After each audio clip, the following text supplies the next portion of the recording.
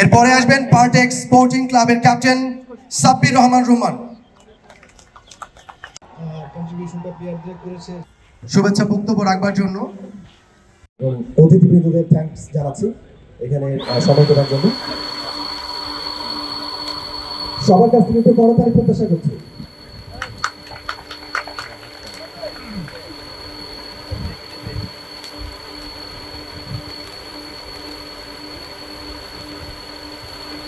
কন্ট্রিবিউশনটা প্লেয়ারদের করেছে। সবার কাছ থেকে একটু করতালি প্রত্যাশা করছি।